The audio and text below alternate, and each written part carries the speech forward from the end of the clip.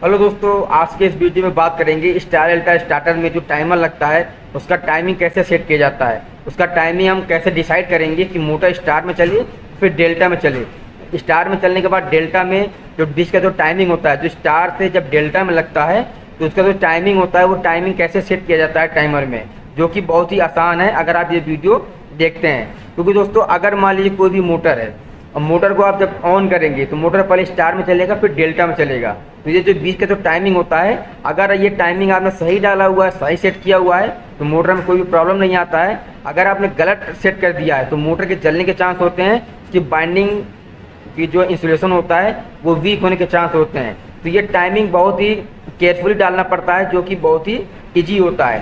तो दोस्तों इस वीडियो में बिल्कुल आसान भाषा में बिल्कुल डिटेल में बताएंगे ये कैसे करते हैं हम लोग किस इंडस्ट्री में। दोस्तों से शुरू कर लेते हैं बगैर टाइम वेस्ट किए। दोस्तों सबसे पहले तो आपको स्टार अल्ट्रा स्टार्टर के कॉन्फ़िगरेशन के बारे में समझना पड़ेगा कि ये काम कैसे करता है, वर्क कैसे करता है। सपोज मान लीजिए कि कोई भी इंडस्ट्री में कोई भी स्टार अल्ट्रा स्टार्टर है और उस स्टार अल्ट्रा स्टार्टर से कोई भी मोटर चल रहा है, तो मोटर को जब आप ऑन करेंगे तो मोटर पहले स्टार में चलेगा फिर डेल्टा में चलेगा। अब जब स्टार से डेल्टा में लगने में जो टाइमिंग होता है ये आपको सेट करना आना चाहिए। दोस्तों इसके लिए बहुत ही ईजी होता है।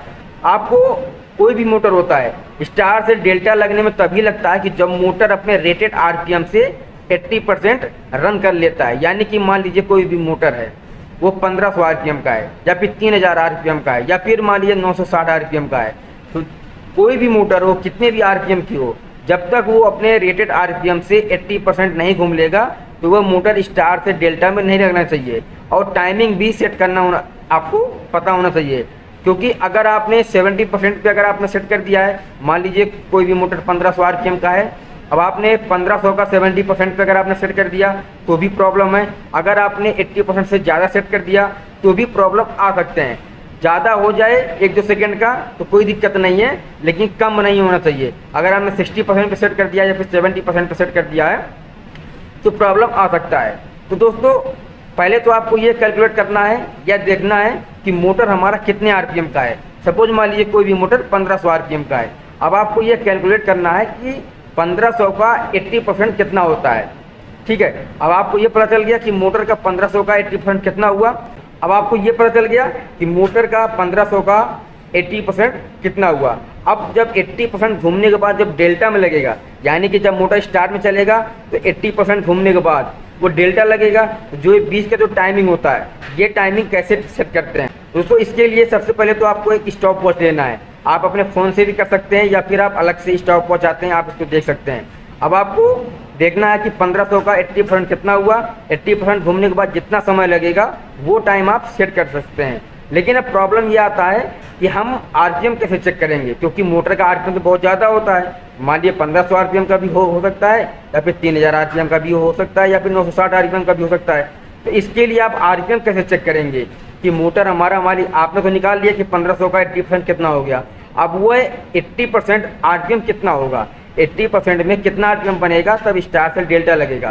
तो इसके लिए आप टेकोमीटर का यूज कर सकते हैं। टेकोमीटर दोस्तों क्या होता है कि टेकोमीटर आपका कोई भी मोटर है, जब आपने उसको ऑन किया तो ऑन करने के बाद जब मोटर स्टार्ट होगा तो वह उसकी करंट की स्पीड बताएगा, करंट का आरपीएम बताएगा कि मोटर हमारा कितने आरपीएम पे रन कर रहा है। तो दोस्तों आप फिगर में देख रहे होंगे ये एक टेकोमीटर है। टेकोमीटर से इसको मोटर के डायरेक्ट शाफ्ट पे अगर हम लगा देंगे, टेकोमीटर को अगर हम मोटर के डायरेक्ट शाफ्ट पे लगा देंगे तो मोटर का जो करंट आरपीएम होगा ये हमको दिखाता रहेगा।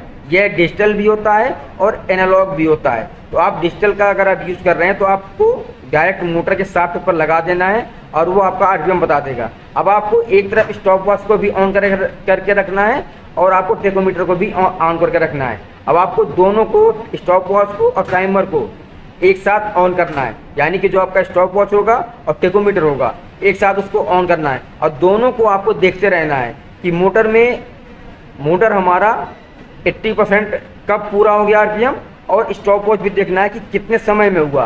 तो जो वो समय निकल के आएगा वो आप टाइमिंग उसमें सेट कर सकते हैं। दोस्तों बहुत ही आसान था।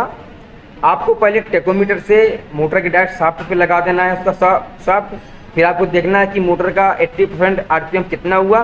अब 80% घूमने के बाद जो समय लगा वो आपको स्टॉप वॉच में देखना है। अब जितना समय लगेगा तो जो वो समय निकल के आएगा ये आपको उस टाइमर में डाल देना है, सेट कर देना है। तो मोटर जैसे ही स्टार से डेल्टा में लगेगा 80% घूमने के बाद मोटर आपका रन करता रहेगा। लेकिन मैं आपको रफली बता देता हूँ, एक नॉर्मल था जो हम लोग इंडस्ट्री में सेट करते हैं। कोई भी मोटर है अगर स्टार से डेल्टा में लग रहा है तो वो डिपेंड करता है कि मोटर का एप्लीकेशन कैसा है। मोटर गियर माउंटेड है या फिर कूलिंग टावर का है या फिर कंप्रेसर का है, जिस हिसाब से मोटर होता है उसका एप्लीकेशन होता है, उस हिसाब से इसको सेट करते हैं। लेकिन नॉर्मली 10 से 15 सेकंड के बीच में सेट करते हैं, या तो 10 सेकंड के होगा या तो 15 सेकंड के होगा या फिर 12 या फिर 13 सेकंड का होगा। इसके 10 से 15 सेकंड के बीच में स्टार से डेल्टा में टाइमर चेंज ओवर हो जाता है।